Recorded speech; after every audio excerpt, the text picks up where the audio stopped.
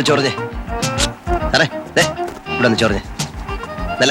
നല്ല ബലത്തിൽ ഒന്ന് അമർത്തി. ചൊറിയുന്നു.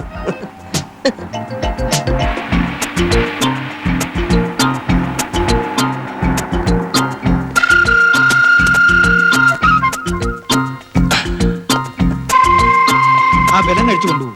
പ്രതി വിലങ്ങ് വെക്കണമെന്ന് നിർബന്ധം പിടിച്ചാ ഞാൻ എന്ത് ചെയ്യും?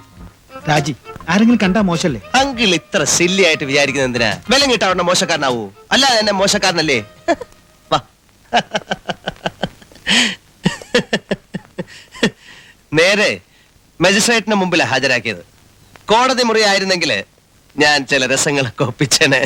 വെറുതെ അല്ല വട്ടുമേനോന്ന് ചിലർ വിളിക്കുന്നത്. ഡിഫറന്റ് ആയിട്ട് എന്തെങ്കിലുമൊക്കെ ചെയ്തില്ലെങ്കിൽ വല്ലാത്ത മടുപ്പാണ് ഡോക്ടർ. ഡോക്ടർക്ക് ബോറടിക്കുന്നില്ലേ? എന്നും ആശുപത്രി, രോഗികൾ, ഭാര്യ, ഈ സൈക്കിൾ തന്നെയല്ലേ എന്നും. രാജീവിനെ പോലെ ആരെങ്കിലും ഒക്കെ ഇടയ്ക്കിടയ്ക്ക് വരുന്നതുകൊണ്ട് ചെറിയ റിലീഫൊക്കെ ഉണ്ട്. അത് ശരി. അപ്പൊ ഞാനൊരു നേരം പോക്കാണല്ലേ?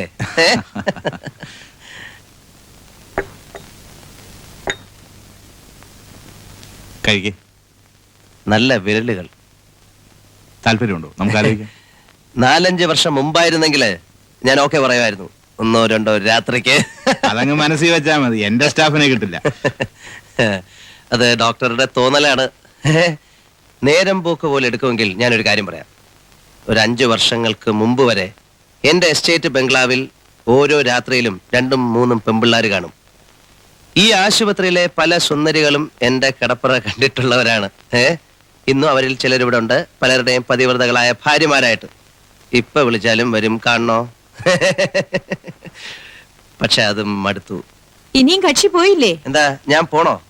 വേണ്ട. കല്യാണം കഴിക്കാൻ ആലോചനകൾ നടക്കുന്നു പിള്ള പറയുന്ന കേട്ടു. ആലോചനകൾ ഇവിടെ, വിവാഹം സ്വർഗത്തിൽ വെച്ച്.